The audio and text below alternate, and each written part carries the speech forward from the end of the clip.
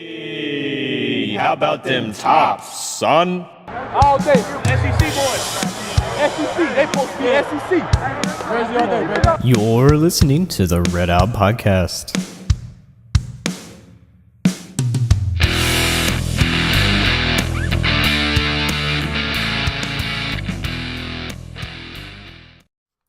Welcome into another Red Out Podcast. I am Devin, flying solo with Ross here tonight.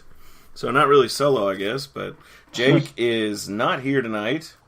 But I guess that he's a winner tonight because on Tuesday at 4:17 a.m., his daughter came into the world. So congratulations, buddy. You're a winner this week. Welcome to the Dad Club. Yep, welcome to the Dad Club. Winners and losers. Ross, why don't you start us off, buddy? I'm going to start off with the St. Louis Blues making their first Stanley Cup final since, I believe, 1970. I was going to say it's like 49 years, I heard, so amazing. So, chances of them winning? I would say probably 50-50. I mean, they're playing the Boston Bruins. I couldn't name you a player on either team, but for some reason, Boston teams always win championships, so... Yeah, see, that's 50, me too. 50. Yeah, that's me too. I couldn't tell you a single person on either one of those teams, so... I don't follow hockey. I should. Hockey is one of those sports that I feel like I would really like it if I understood it, but no.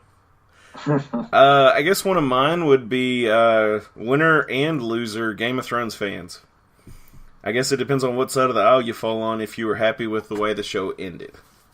And if you haven't watched it yet, it's Wednesday? I mean, you've had 3 days to watch it. So yeah, and if there's a quick spoiler word, and yeah. I'm not going to give any spoilers as far as that goes, but my thing is, I was not happy with it because everything was wrapped up nice and neat in a little bow. And, for instance, Jake was completely happy with it because his person became the king. He was wanting that all along, and he had actually said that before the show, so he got to call that one. So, I was not happy. I'll say that. It was just... I needed more heartache, I guess, but... To me, it was fine. Yeah. I mean, I think there's two things. Everyone I've spoken to, and I kind of agree with them. This last season was rushed. Period. Yep, I completely agree.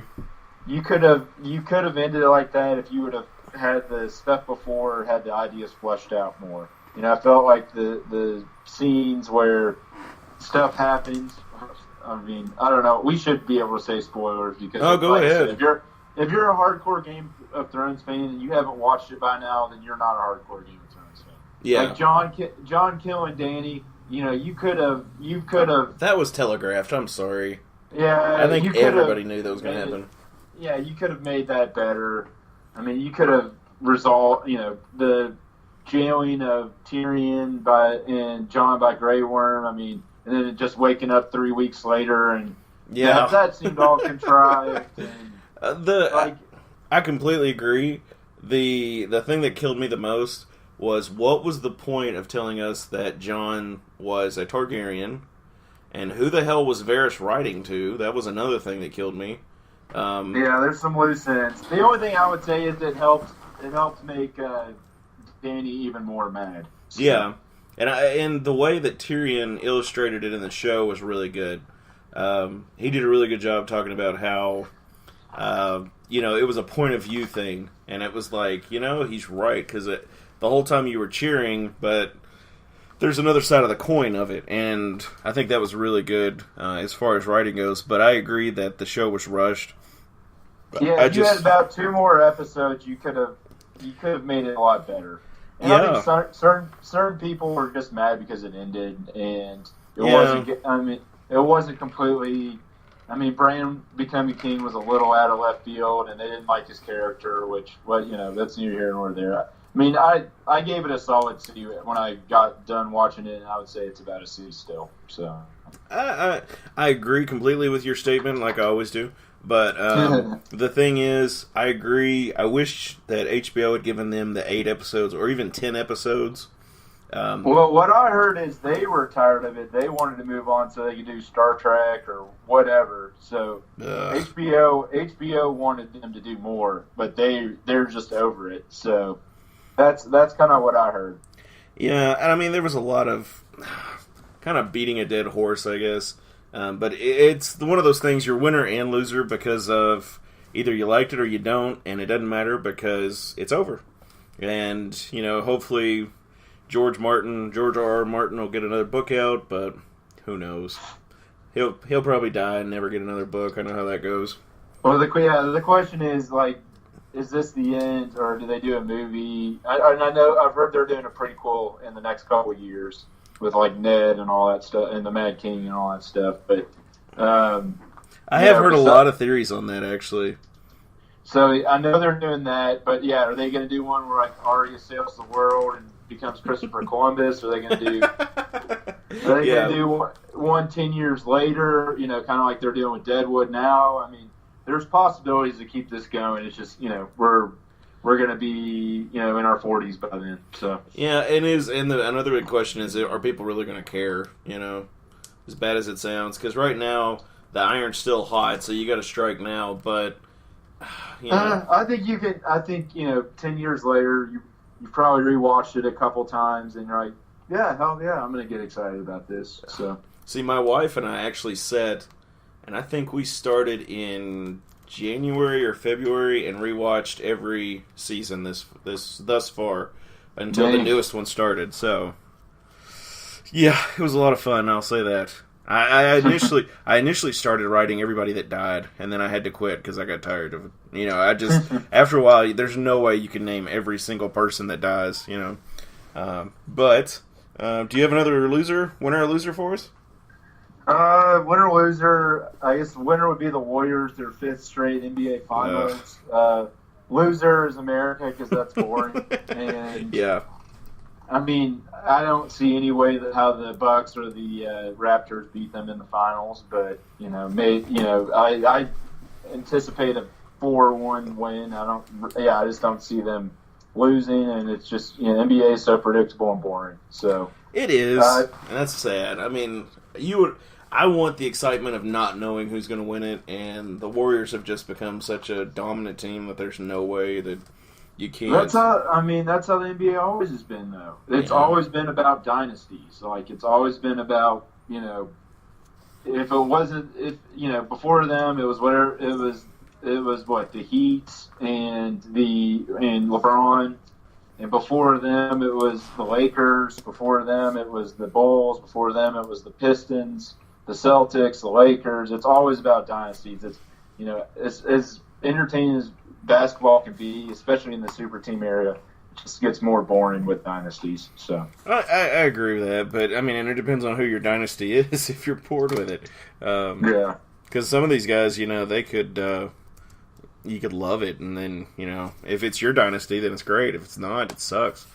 But it's all part of it. One more would be Tiger.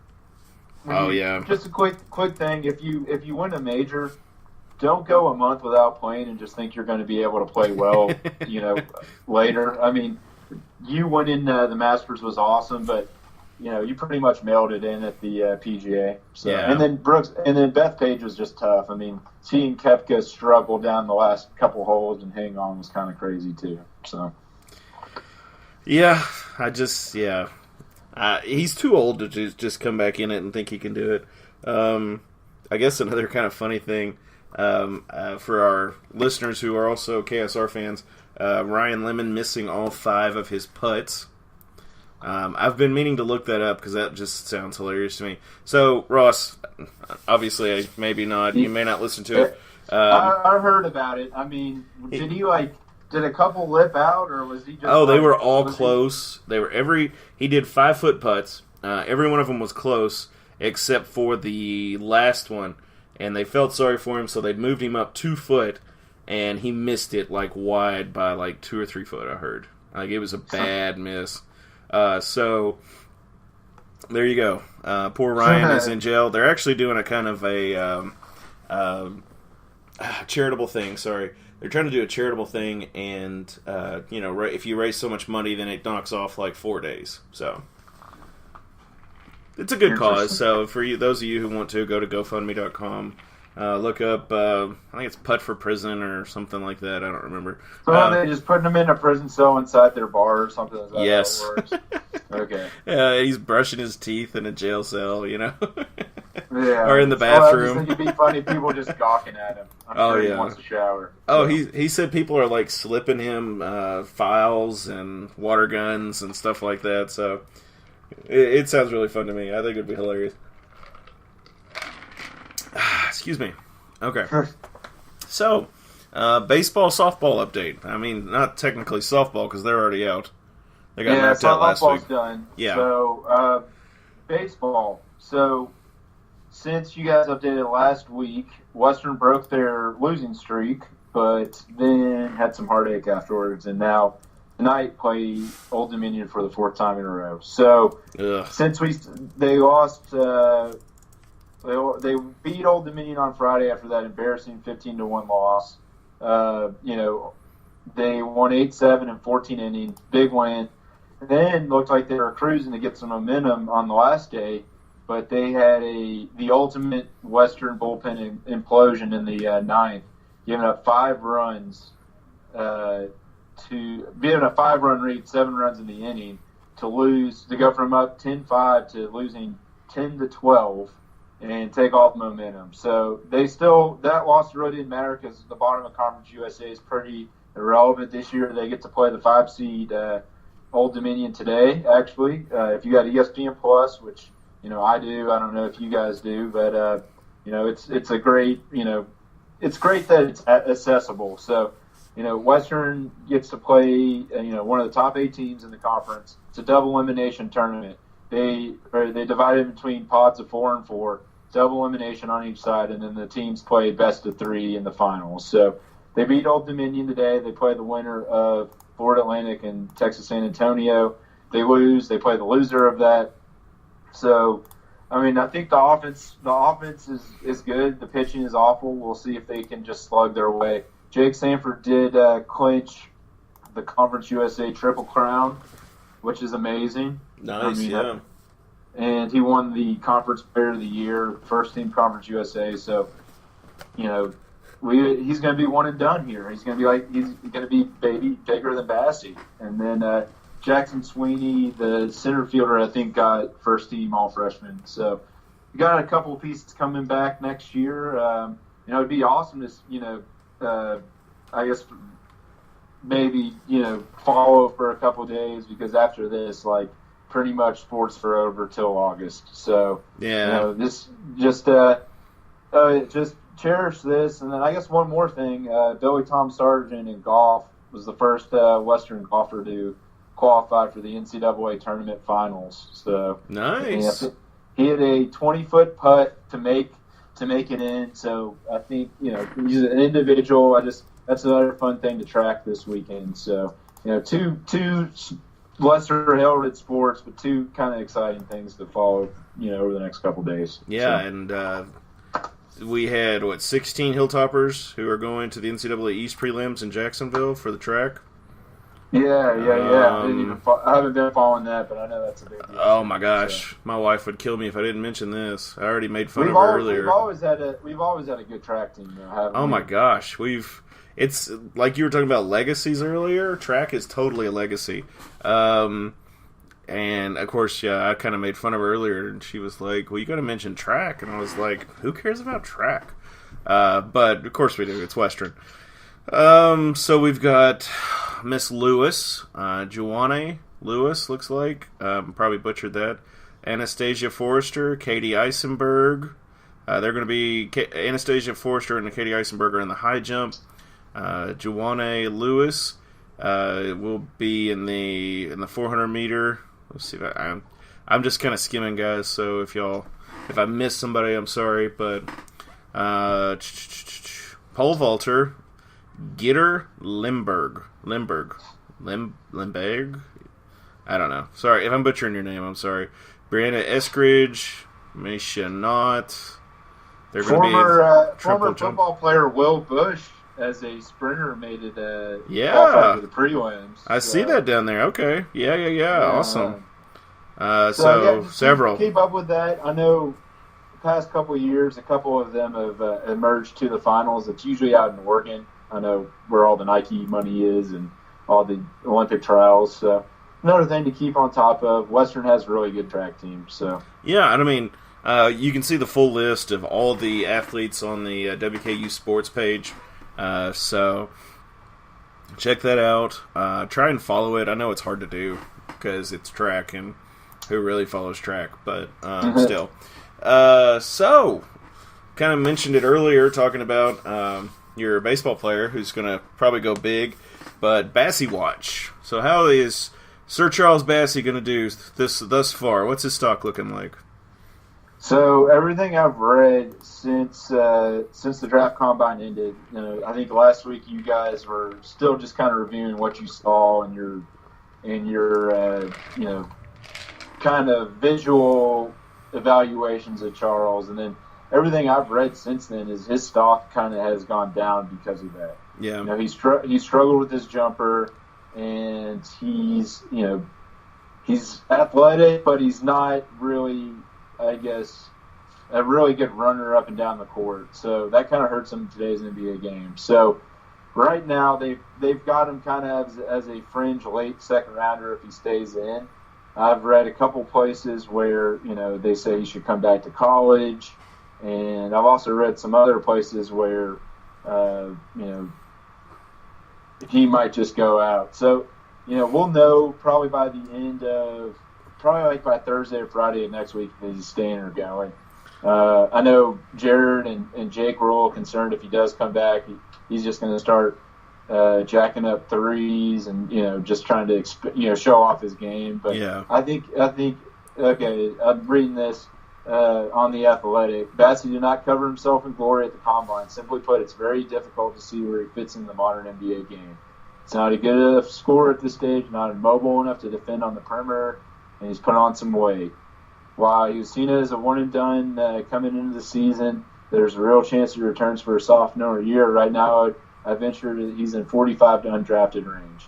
There's just not a lot of interest right now from NBA teams, given he just turned 19. I think it would behoove him to return, try to work his frame a bit, try to recover some of the fluidity and lost athleticism. So basically, he just needs to get in better shape. And then I think if he improves, his passing, his ball handling, stuff like that, obviously messed up, then he can really pull, like we always said, like Washington at Kentucky this year, PJ Washington, and really show that he belongs the next year in the draft. So yeah, I mean, there's nothing for me to argue with that because I've been saying that all along. Not necessarily that I thought he was a bad player or anything like that, but I think he needs to come back and he can improve his stock. It's basically plain and simple. If he comes back, work on those areas that he needs to improve on, conditioning, and all that other that you mentioned. But still, I mean, just expand, become a little stronger, whatever you need to do, and build yourself up and build your stock up. And then I think that's all you can do. But again, he just needs to come back. Yeah, it's all about that mentality. Does he want to go? Does he want to come back to college and do that? Or does he want to go to the G League or Europe and do that? Yeah, and my thing is, from what I've heard, he's under a lot of pressure to make that next step to start making money, and I think that's wrong on so many levels to try and force a kid to do that. But it's his life, it's his decision. You just got to do. He's got to do what's best for him. So yeah. So we shall see. Yep. That's the story of the off season until. Well, really, the story of the next 2 weeks until we figure it out. So. Yeah. So, big announcement. Conference USA and the NFL Network have teamed up to do a total of 10 games over the NFL Network. Let me see 10 games here. 10 games a season in the next 4 years, correct? Oh, is it 10 for the next 4? Okay. See, I thought it was like 10 games this coming season. Okay. Yeah. 10 games a season for the next 4 seasons. Okay, so it's 40 games over the next 4 years. Gotcha. Yeah. Okay. So there's a lot of assumptions which games and how many. Ross, I'll let you lead off. How many do you think Western will get this year on the NFL Network?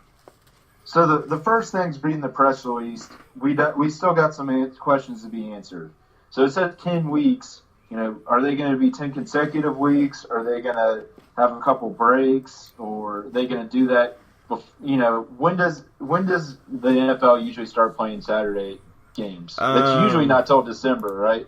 Saturday games? Yeah. It's definitely after the. It's way after college. Yeah, it's usually December, like the last couple weeks. So, and we don't know if the conference championship is one of those 10 games or not. So let's assume the first couple weeks they don't do that, and then they just do it during the middle of the season. Another thing they've done and said that they're going to be afternoon games. So we'd assume they're in that 2 o'clock to 4 o'clock Eastern start time range, and we've got to know, looking at WKU's schedule, that's where you've got to see which game kind of fill that. Right now, Western, let's be honest, isn't the hottest commodity in the conference. They're coming off their worst season since 2010, when Taggart's first year. So, let's hope that a combination of, exciting play and just, the stars aligning to do that. Right now, if I had to bet, we have one game on there. If we're optimistic, two. And the one game I'm really going to predict would be the Louisville game in Nashville on, week 3. Yeah. That game's already slated for a 4 o'clock Eastern kickoff, which would work perfectly with the NFL Network schedule. The only other, Conference USA home games that I really could see, falling under that, maybe Duke at Middle Tennessee, but honestly, I think Louisville versus Western's a better draw than Duke at Middle Tennessee. So, and that's a 7 o'clock game as well. And so is Texas Texas versus Rice. Army at UTSA would be maybe the only other candidate I could see. Now, see, that's where we're going to disagree. The Marshall game, with it being to be determined, I'm wondering if that might be one. But here's my thought on that. Okay. Ohio at Marshall. Okay. That's 2 mid-major teams. Okay. If you really wanted to kick off, Louisville's an ACC team, a little bit bigger. That's a bigger television draw than anybody else. That's how you get eyeballs to that first game. You have a power and if you look at Conference USA team games when they're usually on CBS Sports Network or ESPN, they try to tie it when one of those teams is hosting a Power 5 team. Yeah. So that's why, I think that could be a really good shot being on that one. So yeah, and you could be right.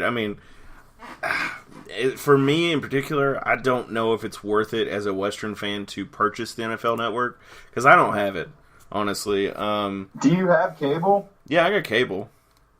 It's usually a part of most cable packages. I'll have to check into it because we've just got a basic. Okay, it's usually in that second tier where if you're paying for the normal sports channels, it's, when you had to buy. Here's the best thing about this whole contract.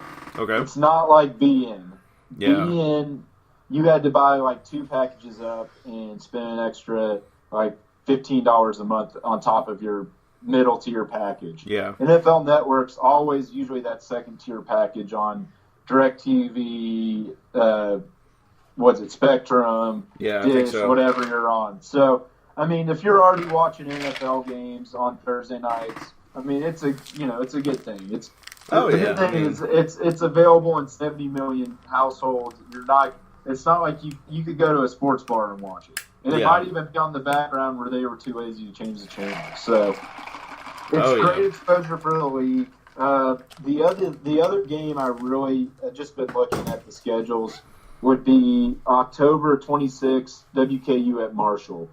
So the other games maybe that day, FIU at Middle Tennessee, Fort Atlantic at Old Dominion. I just think, Marshall is kind of it's a TBA game. Maybe that's one they could swing in. It's a rivalry. And I think hopefully if they're smart, they try to do the rivalry, the hype matchups, or the teams they project to be good. And Marshall's going to be a top 3 team this year. So, pretty sure I just said that, Ross. Did you really? Yeah, I was like, WKU Marshall. Okay. Well, no, hold on. You said we were talking about like week by week. Though. Oh, okay. I'm sorry. Okay, Yeah. okay. Yeah. I'll give it to you. But yeah, I could see Marshall. I mean, Middle is technically an afternoon game. Southern Miss, Arkansas, like you said, Louisville could be. But Arkansas will be on SEC Network because Arkansas is hosting that game. So. Oh, yeah. Good call. The only ones I would probably knock off are Central Arkansas, FIU, UAB. Obviously those are more those that are nights. Nights. You can just knock it off. So yeah, Army. But as it's stipulated, they're afternoon games. So we'll just have to see. Just keep your eyes out. If you've got the NFL Network, good for you. Hope you enjoy. And it's more coverage for Western. The question is, what happens to the BN basketball games? That's that. Well, I don't think it'll affect basketball. Well, no. It doesn't affect basketball, but those games that were on there, we got to wait and see if they find a different TV partner to put those games on. Is what I'm saying. Hopefully, we know the NFL Network's not going to play basketball games. That's just pretty stupid. So. Well, yeah, I mean, but it would be. Hopefully, they would go to just straight ESPN Plus. That would be my thing. I wish we could just get a straight network deal, with the conference or whatever, and have straight ESPN Plus or straight, I hate to say BN or some of those, but it would be. No, that BN's too. CBS Sports is fine, but what they do, they do kind of like the NFL Network does. They only do one a week. I mean, I like as much people dog CBS Sports Network, but at least they're dedicated to mid majors, unlike ESPN or stuff is. So well, and I tell you what, if we went back to Fox, I would love that too. Yeah, well, anything's better than Stadium, so we'll have to see. Of course, Stadium's free, so. It's hard to knock it. It's just not good. It's not good for casual fans. No, I mean, it's really funny to watch the guys because you're just like some of these guys. You're just like, man, I could do better than this. It's just some of the camera guys. You really question their motives. But I really think they just get them out of production. But I guess one of the big things this year. With the 2018-2019 school year, and I guess technically our podcast kind of wrapping up tonight, what was some of our more favorite memories thus far? And I guess I'll kind of start off in football with one of the obvious ones would be the Ball State win. Mm-hmm. That was really a big moment for us. I mean, going into it, we were 0-3. Should have beat the Louisville Cardinals, which that part of that game was another one of my favorites because up until that final drive we had them dead to rights, but then we come back at Ball State, and just kind of capitalized. And how did they end up with their season? Speaking they were bad. Their coach is on the hot seat next year, so they were 4-8. Last year, so but yeah, I mean, he's on the hot seat. I guess technically that puts former Western coach David Elson on the hot seat again, with him being the defensive coordinator. Ross, what was some of your favorite memories, buddy? I would say the theme of 2018-2019 was rebuilding, missed opportunities, lower expectations. I don't think, barring baseball and then, just track might make it, but like none of the teams lived up to their either expectations or recent performance. I mean, softball choked when they were having their best season ever. I mean, volleyball didn't make their first NCAA tournament in like 6 years. Basketball, both of those teams underachieved, and that led to a rebuilding type season. I mean, there's stuff we can build on. I think the Wisconsin win was my favorite moment of the school year. I mean, I was there in person. I mean, good reminder why those teams never come to play, mid majors because they'll get beat. And yeah. I think just to see Diddle Arena packed and hyped, and Western, that was the time they lived up to their potential more than anything. and it was a special moment. I think it was probably one of the best games I ever saw in Dale. So that'd be one of my favorite moments. Yeah, that was on my list too. Of course, West Virginia's win, beating Arkansas, and then beating Wisconsin. I mean, I guess Wisconsin technically would be top, but still, I mean, that was a crazy atmosphere. I had one of those games I wish I could have made it to. Of course, by the time I tried, everything was sold out, so it's all good. Now on the opposite side of the coin, football. But like you said, everything kind of seemed like missed opportunities and just not living up to expectations. Football, just disastrous season. And I guess one of the bad memories is Coach Sanford being fired. That's a good memory to me. I hate it for him and his family. It's his job. It's what he decided to do. It's the life he chose. It is the life he chose. If he didn't like it, he could work at a factory or teach and, not have to worry about moving. But that's part of the college coaching job. I'd say like that, the U of L loss, the Marshall loss. Oh my gosh. The Old Dominion one was the ultimate kick in the nuts. Yes. Actually, I was trying to click over there. Old Dominion was probably one of all the close games. Marshall was a close game, and we should have had that. I mean, that was one of those. And of course, Charlotte. That was just one of those games that you watch and then you just turn it off after a while because it's just getting so bad. And then of course, I guess technically the bad part of the season was beating UTEP and Louisiana Tech because the rumor being that Sanford would save his job with the last two wins. See, I'm fine with that because at least, we're riding some momentum heading into the offseason. The seniors got to go out.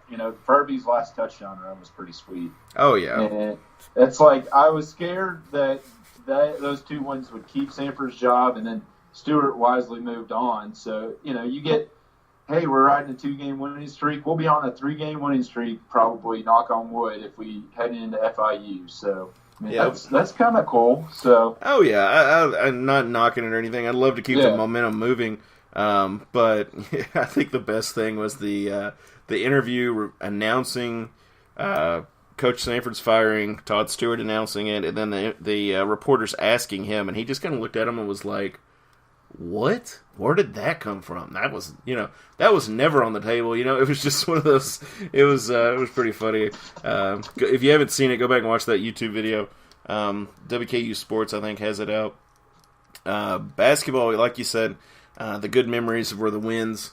And if Charles Bassey goes pro, if he gets a first round draft pick, by all means. But if he goes second round, it's a missed opportunity in my book. But another thing for me was the arrest this year that with the basketball team on Kentucky Street. The Kentucky Street Apartments. I mean, that kind of screwed up the season before it even started.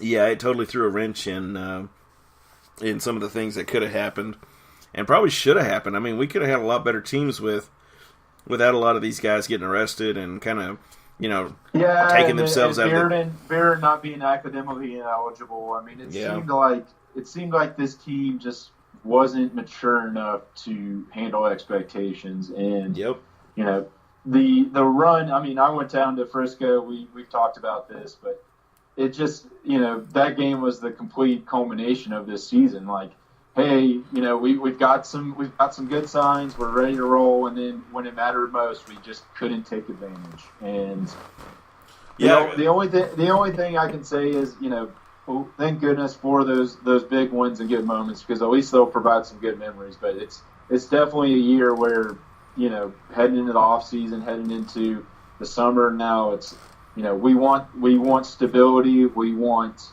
good vibes, and we want Stansbury to get the program back on track and back in the tournament next year.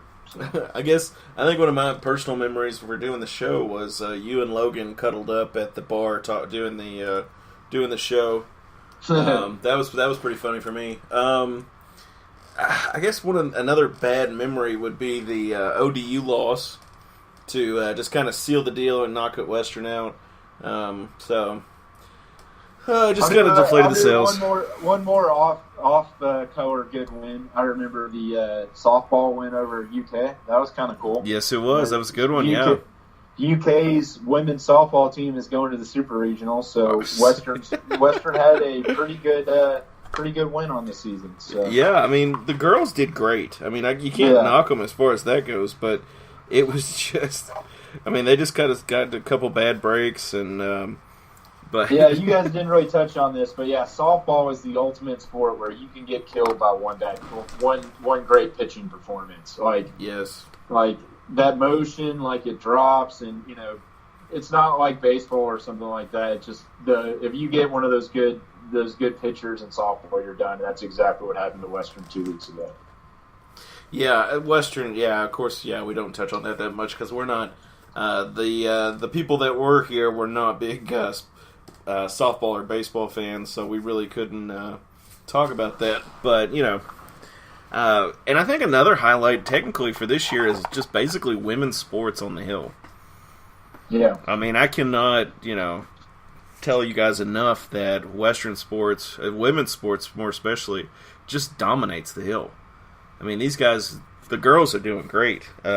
So I guess, guys, next year. It's a good testament to Todd Stewart in the athletic program that he makes solid hires and keeps those programs relevant. I mean, softball, volleyball, soccer, and women's basketball are all usually pretty solid programs towards the top of Conference USA. And even this year in women's basketball, where we kind of underachieved, we still made a good run in the WNIT, made the Sweet 16 there, and we returned pretty much everybody heading into next season. So, like I said, this whole year the theme was kind of a rebuild, lowered expectations this year, but hopefully, this time next year we can all be saying, okay, that was the valley before the next peak. So.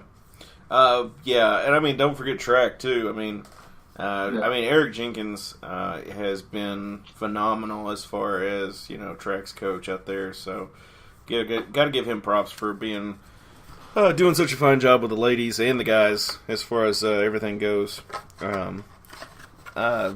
Yeah, I mean, of course, baseball. I mean, that's still fresh in our minds. I mean, of course, I know they've got ODU next. You said.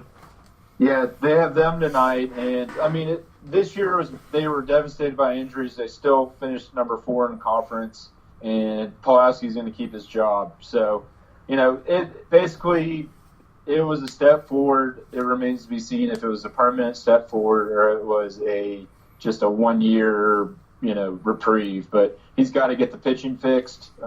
Offense travels. So watch the baseball tops over the next couple of days. They're fun to watch. Now he is supposed to be a pitching prodigy, right?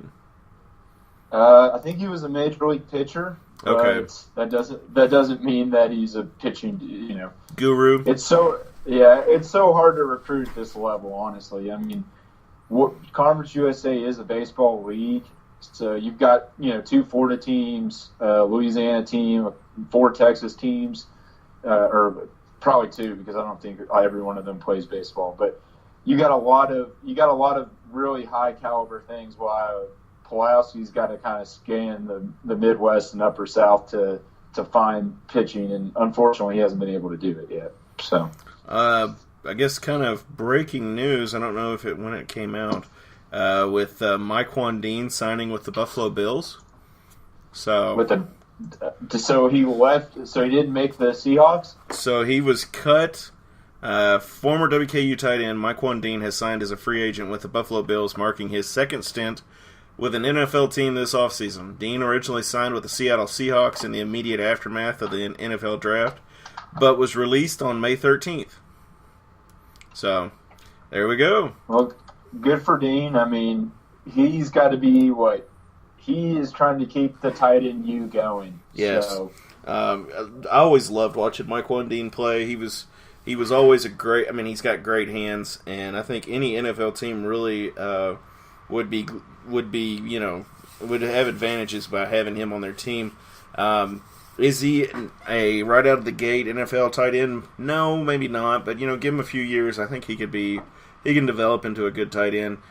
I think you look to somebody like Dion Yelder in his path. Yes, yeah, or exactly. Mitchell Henry or something like that. He's going to have every shot to make the Bills practice squad. If he makes the practice squad and impresses, then later in the season, then he catches on and plays a couple games when injuries happen. I mean, if you guys remember, Yelder started off on the Saints and got cut by them and then ended up joining the Chiefs. So as long as you're staying in the game, you're willing to do the grunt work. I think those practice squad guys make like $80,000 or $90,000 a year if you can keep a spot all season. And B, you're just a couple injuries away from making the NFL. So yeah, hey, dude, anytime you can make $80,000-$90,000 to just be on a practice team, you got to do it. So, I guess some big predictions during the summer while we're going to be away.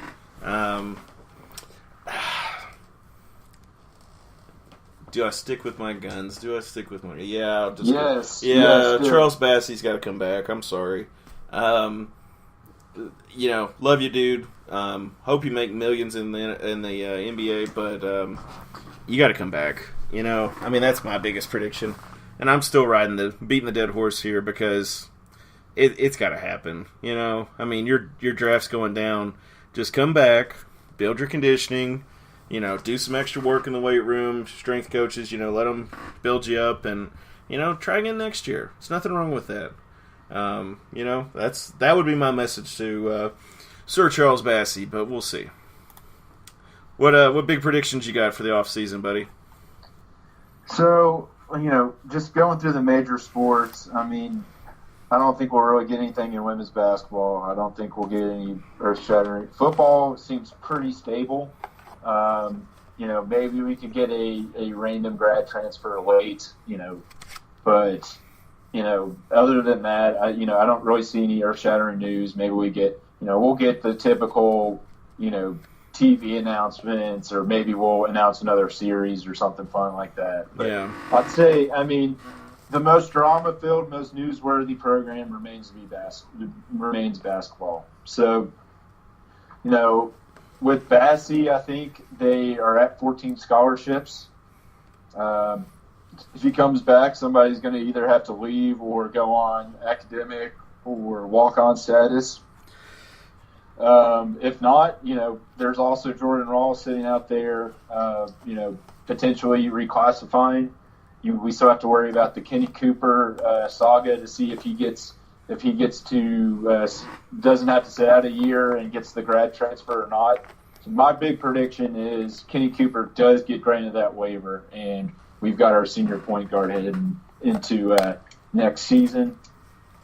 And with that happening, Rawls stays in the 2020 class, and we have to sweat out if he's going to come or not until November signing period. So that's my projection. I can easily see that. I think you're right. I think at the end of the day, you're just going to have to eat it because depending on if Bassey comes back, which he may not. I don't. He may succumb to some of these people who are telling him that he needs to go, but it's just one of those things. We'll just have to wait and see as far as that goes. But I think you are right. I think if they, if the cards fall like you were just saying, we'll just have to see. Well, I think the question for Stans is, do you disrupt team chemistry by running somebody else off? I don't see that happening. And, I would much rather, heading into this crucial fourth season for him, I would much rather have a senior point guard than a really talented guy who should be a senior in high school. We need experience and leaders to get over the hump, and then, just bank on your own recruiting ability to keep that guy in the fold. So. Oh yeah, definitely. I mean, Western we are nowhere near ready for the one and done as far as that goes, but yep. But do you have any more predictions? Because That's pretty much it. I think Pulowski keeps his job, the baseball coach, and I don't see anything crazy happening in the offseason that's, earth-shattering. We'll find out more about Conference USA's TV deal, too. So, yeah, to be determined. And kind of what I alluded to earlier, we will be taking a short podcast vacay as Jake's had his new baby and, trying to deal with all the new dad responsibilities. I will say, Ross, I'll give you a little insight. Yesterday, my wife and I went and saw him up at the hospital. Him and his wife, I should say. And Mama's doing good. She's getting around real. She's kind of, I guess sore is the term to use. Oh yeah. But Jake is very confident in his swaddling abilities, which are they're trash. I'm sorry, buddy. You can't swaddle. That was the hardest part. Like when I had my daughter, you sit through those birthing classes and you're like, okay, well, cool, or here's how you swaddle, baby, and then they put you in that hotel room and you've got to sleep in that uncomfortable couch and the baby's crying and you've never done this before and you wake up, nurse, come in here, please. It's an eye opener, man. I'm sure it's an eye opener. Yeah, and as somebody without kids, I shouldn't make fun of him, but Jake, he's always the person who thinks that he's always on point with stuff, and he was so proud of himself. And then what's so funny is he gets done swaddling. Little M is what I'm calling her. He gets done swaddling her, and he's like, "Well, that looks like crap." And I was like, "Oh my gosh, buddy." Mine looked like basically you threw a blanket just in a ball and then tried to wrap it around the baby the first time. So. Oh yeah, I mean, I'm not saying mine would be on point. I will say she had the hiccups the entire time I held her, which was funny. Poor little thing. And let's see, kind of some other little points. Kind of mental notes I made. She looks just like her grandfather, which cracked me up. Jake's dad.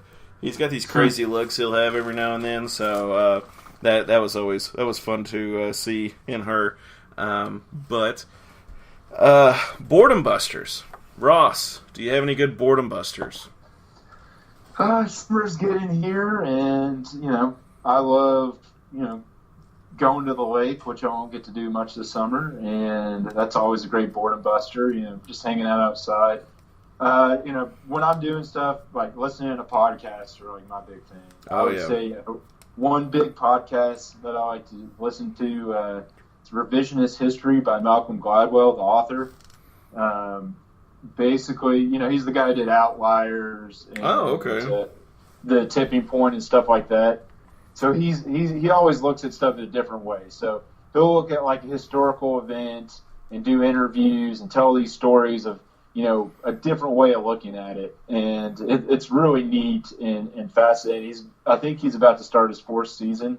So if you're looking for something, it's always different topics, everything from like sports to history to politics to everything. It goes all over the board, but it's a really interesting podcast. So I would recommend Revisionist History. You can find it on anything. So. Okay. I do actually have a good good documentary for you.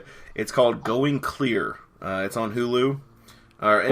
It's called Going Clear. It discusses the Church of Scientology. That'd be awesome to find out more about. Ross, do you have any inclination about the Church of Scientology? Wasn't it started by a science fiction writer? Yes. And basically, you pay money to get deeper into the church or something like that? That's basically the premise. And once you reach a certain level within the church, you get to see like the doctrine of the church and stuff like that. But the documentary follows probably about 6 or 7 different people who were in the church, different levels of the church. They had different functions, and it's a really good documentary. You can check that out. I had another documentary I was watching the other day, and I can't think. For the conspiracy theorist people, check out the documentary. I believe it's called. It's like Flat Earth. It's on Netflix. I've heard about that. Yeah, I've heard. I've heard it's hilarious. I can't make it through the entire thing because it is hilarious. It's just. Yeah, I've heard it's like you can't believe. Like they I've heard they confront the people and then with the facts and they don't know what to do. Oh yeah, it's really bad, but it's so funny. just the guy. There's a guy who's the main person they interview, and then another person they interview is it's this lady that I don't remember if they had any kind of romantic history or not, but it was just it's just so ridiculous. You just watch it and laugh at it, and realize that conspiracy theory people are a little out there, making connections they shouldn't. From what I've heard, yeah, it's basically a bunch of lonely people just looking for a cause to find. So, and that's basically what they do. They just take up a cause, and it's like, okay, cool. But that's all I've got. Ross, do you have anything else, buddy? I just wanted to thank you, Devin, and thank you, Jake. I know you'll listen to this later. It's been a lot of fun coming on the podcast this year. I think, that's the first one was in a hotel room when I was on the road in Minneapolis, and now I'm telling my wife, hey, wait for dinner so I can go record with you guys. So it's a lot of fun. It's cool to geek out about the tops and have somebody to talk to about that kind of stuff, and hopefully, all of you listeners enjoy it. I think what Devin, you said this, our listener rate like quadrupled this year or something. Oh my gosh! That, I don't have the numbers in front of me from last year, but I'm going to say we're probably like 200% higher than we were at this point last year. Last year, I don't even think we made it through. We finished at the last NIT game, so that was right at the end of March. Yeah. And I bet we didn't have 200 downloads as far as that goes. This year we are sitting at about 1.9 thousand, so it's about 1900. So of course as the season went on, as the year went on, we did really well. But yeah, I just like to thank all you guys over at the Towel Rack for coming on. It's always a pleasure. Yeah. It's always fun to geek out with the tops, like you said.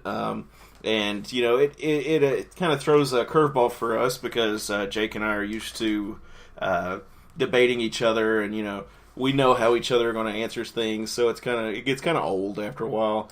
But having you guys on, it gives us a new perspective on things. And thanks, Jared, Matt, and Sam for also coming on. Oh, yeah. And for those of you on the Towel Rack that didn't, shame on you. But we'll have you next year at some point. We'll get you on there. I think like we talked about it off air. I think there's all kinds of untapped potential with this podcast.